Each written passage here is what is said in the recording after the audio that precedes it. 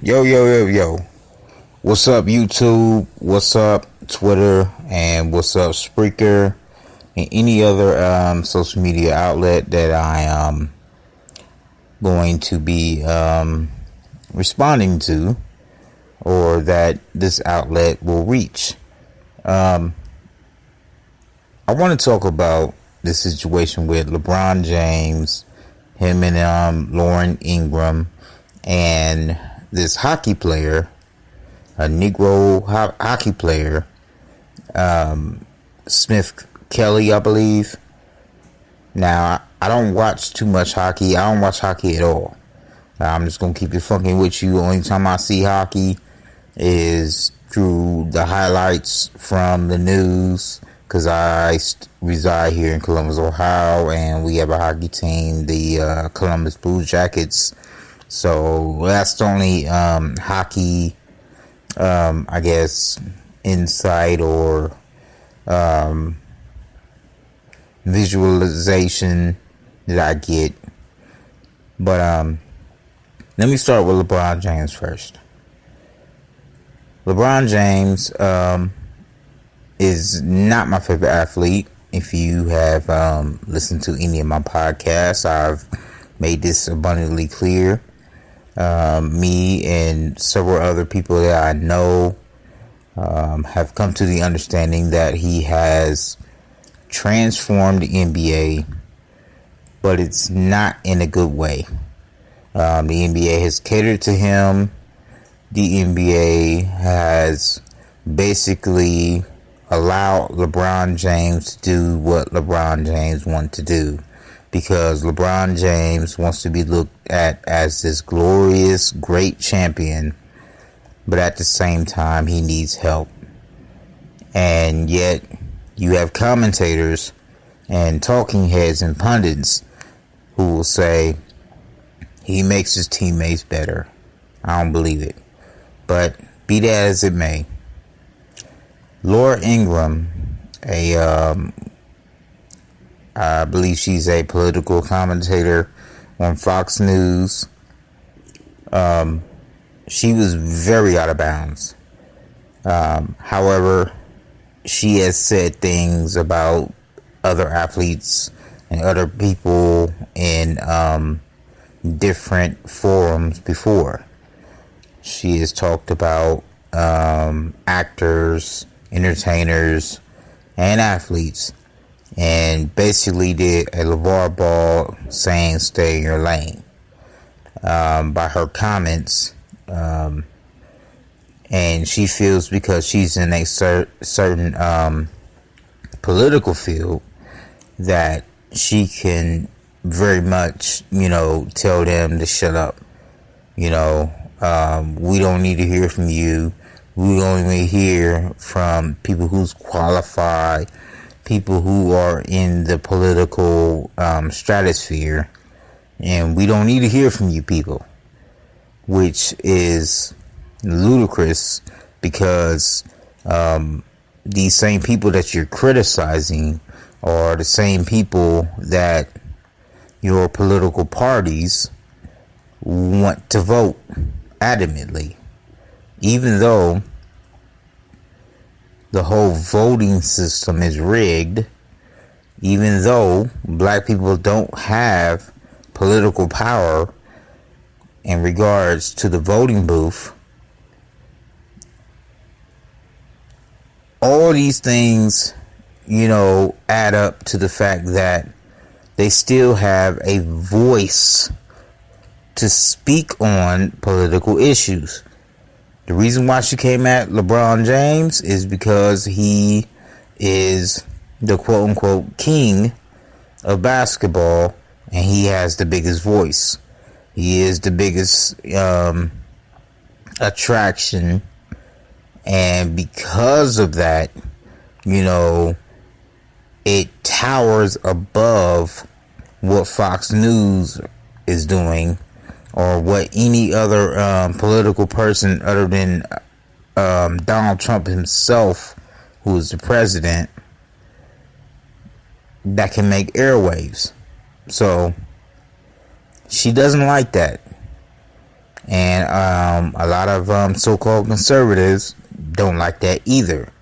They don't like the fact that a Negro athlete can make certain assertions and certain, basically provide commentary in regards to the current president that are dissenting comments that, she feels like, again, he needs to stay in his lane. Well, this is one time I will big up LeBron for saying that, I'm more than just a basketball player who dribbles a basketball. I have influence.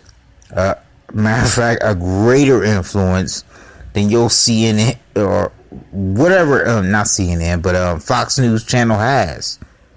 Yes, you have a whole bunch of white folk, so-called conservative Christian white folk, who watch Fox News and have the same views, but at the same time, LeBron James, his influence, which I can't deny, it reaches the masses because he's a basketball player. He's one of the first, well, not the first, but in this modern day era of liberalism, he's one of the first basketball players to actually, lead the charge of athletes speaking out against certain social injustices. Now, yes, you had Bill Russell back in the 60s when black folks faced real oppression, real segregation, real Jim Crow. He was one of the first ones that was put on the platform by Red Auerbach, which allowed him to speak and allowed him to, be a proponent of, African American rights. Only problem I have with LeBron and his stance is that it's on a liberal platform and he has liberal ideas. You got to remember, LeBron James wanted Hillary Clinton to win the presidency. Think about that for a moment, black people. Hillary Clinton.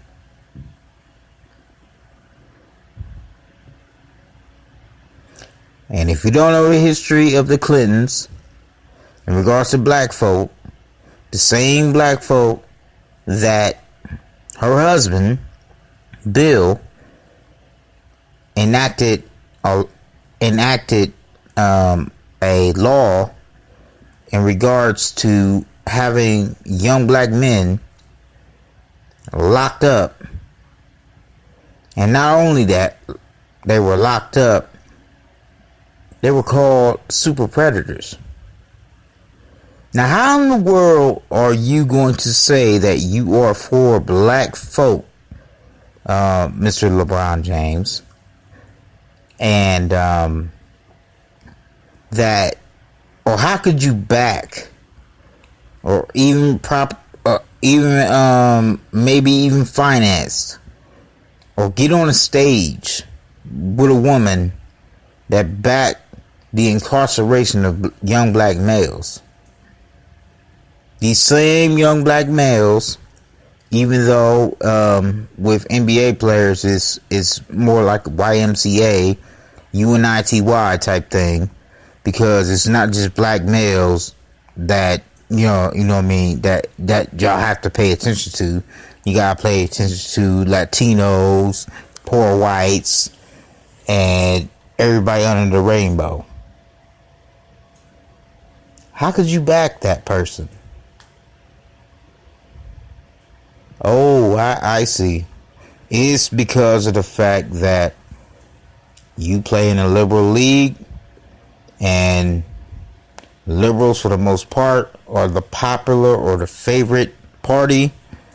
Meanwhile, conservatives, Republicans are the most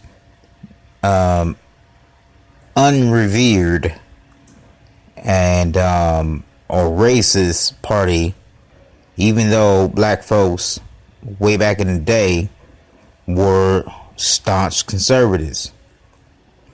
But I'm not going to even get into that. Laura Ingraham was wrong. And she really disrespected black athletes in general. Because basically, she's talking about, you stick to doing what you doing and you entertain us. You be that coon or whatever that we want to see when we want to get our jollies up. That's basically what she was saying. And LeBron James was like, no, I'm more than just a basketball player. I'm multifaceted. I have businesses. I employ people. I employ black men. So, for you to get on your little high horse and try to, quote unquote, check me, you're out of bounds. That's one of the good things about our culture today, is that people can be expressive of their feelings, but it's only in certain political matters. And yes, race is a political matter, where a person who feels that they're offended racially, culturally, can actually speak out against those who are disrespectful towards another race or culture or creed, or not creed, but individual. We can do that, but there's limits to that. Y'all know there's limits to that, because that's why they threw in the whole sex and orientation into it, or sexual orientation into it. Now, the Smith Kelly guy, who's actually playing in a predominantly white European Anglo-Saxon league called the NHL, for him just making it there is progress.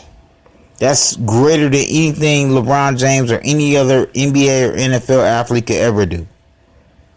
For him just making it there is an achievement. Now, the issue comes is that he was taunted by white fans saying, you just need to go play basketball. Play basketball. And this brother got up and he had his hockey stick. And if it wasn't for the little pathetic glass that he was in when he was in the penalty box, I guess, or whatever,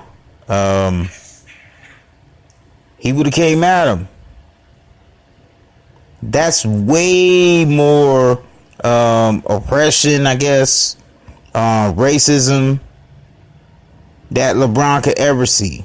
Because see, the thing is, the media loves to overhype LeBron James.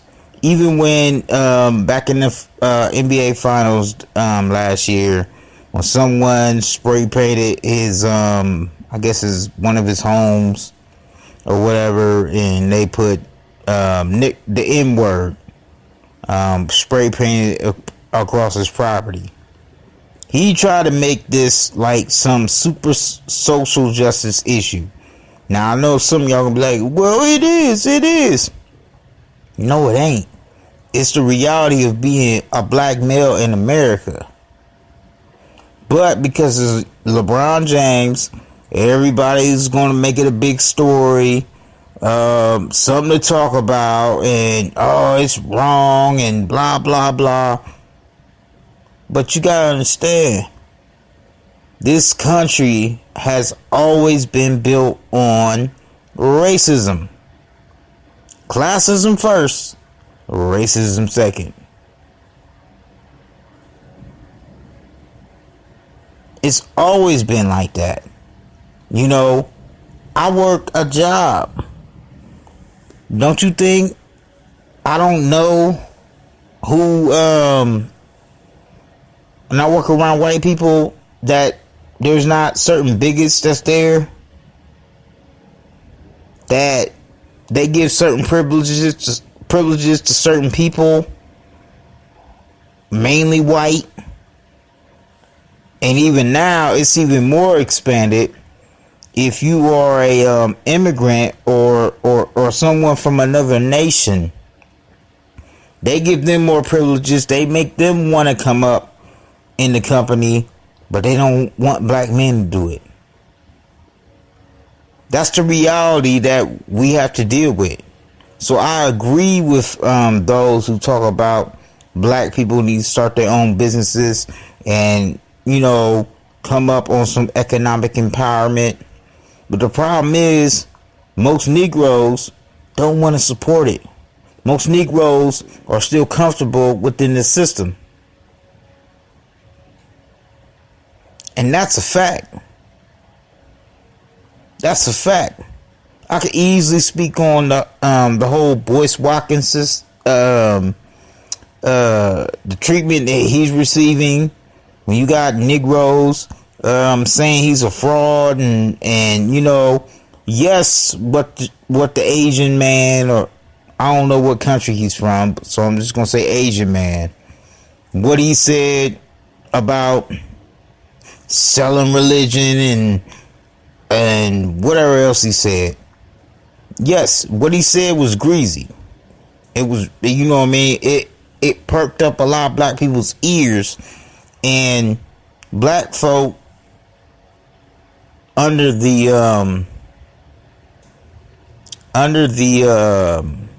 I guess the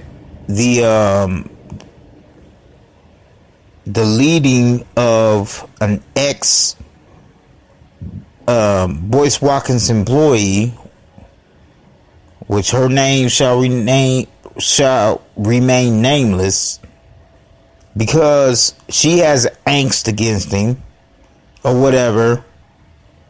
A lot of us, you know what I mean, got bamboozled yet again into thinking that, okay, well, this woman's right, and not understanding that she has a beef against him. She has an angst against him. She has an axe to grind against him or whatever. Now, I don't like everything that Boyce Watkins says.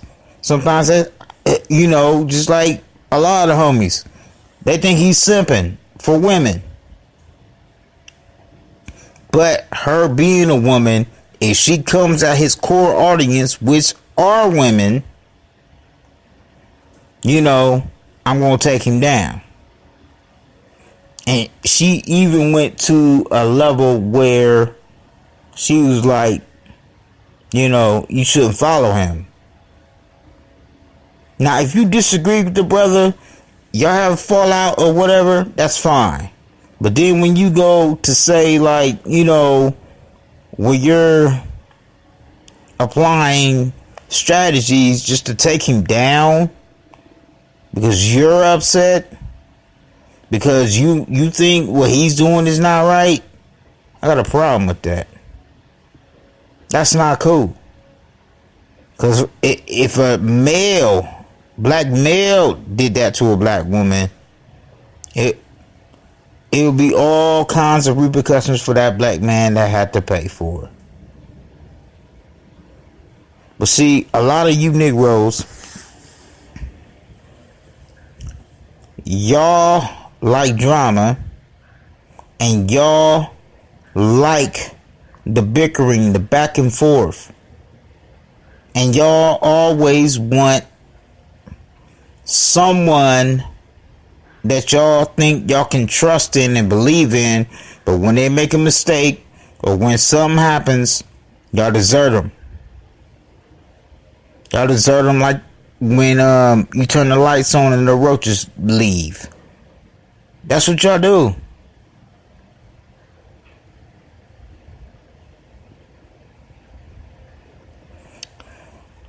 But anyway, in regards to this situation with Smith Kelly and LeBron James, athletes are going to have to understand that racism is still alive and active. I don't care if Donald Trump was picked or not. It's still alive and active. And what's so crazy is that black folk think, this is why I don't like Angela Rye, because y'all think because y'all vote for a Democratic Party that y'all on the safe side. They don't like y'all either.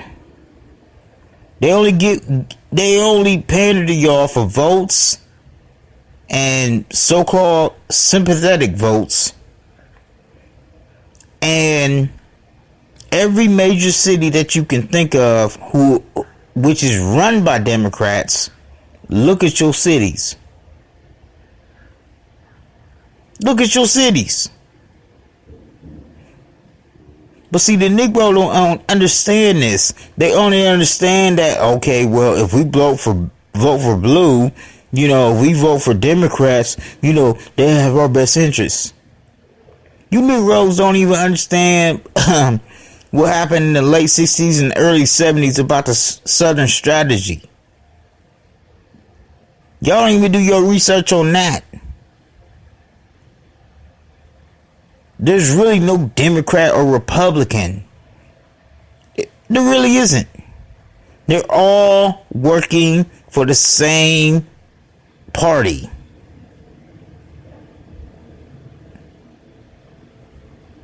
That's all it is.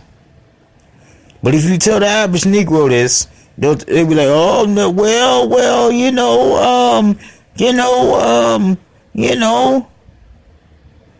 they'll give you a bunch of well-knows and all that crap. But they don't understand that all this stuff is orchestrated. Your media orchestrated. That's the biggest piece of propaganda that's floating around. Even in the sports world, it's orchestrated. They know who they want to win.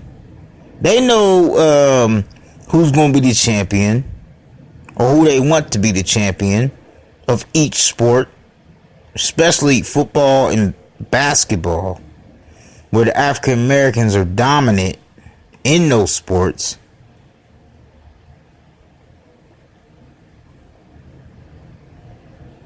But telling the average Negro mind, they were like, oh, you just a hater, you missing the point. No, Negro, you missing it. You missing it.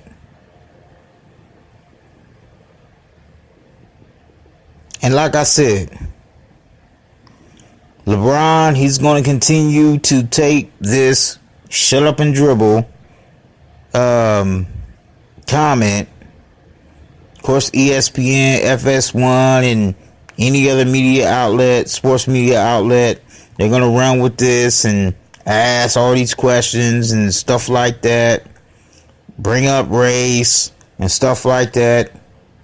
But in reality, LeBron, I'm not saying he don't care for the people. Not saying that at all.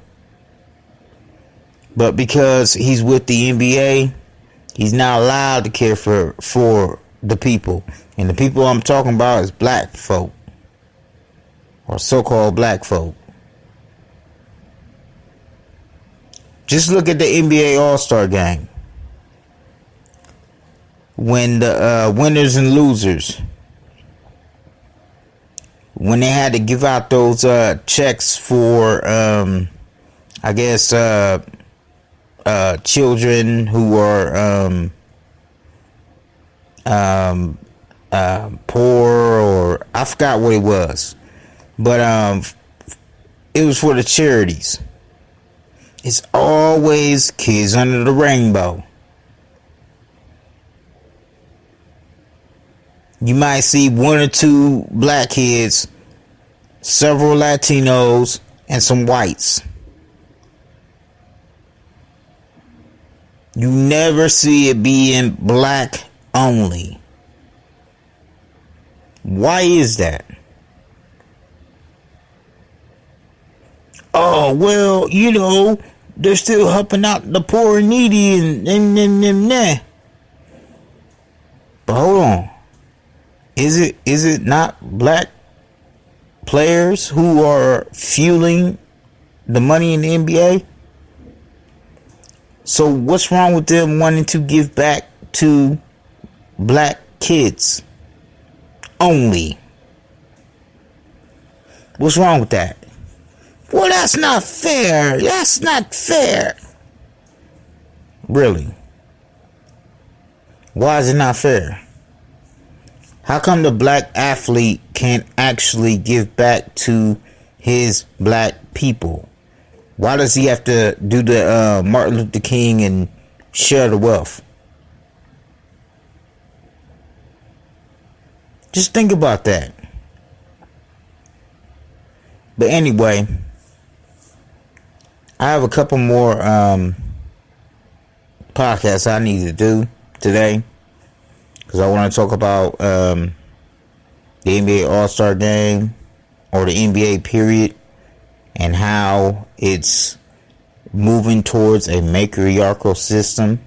And yes, I said a matriarchal system. And something about the Black Panther movie as well. How Negroes were so happy to go in droves to see that movie,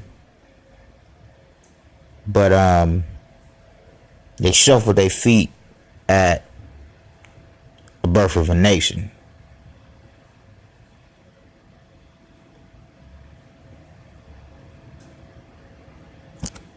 Anyway, these are my paperless thoughts.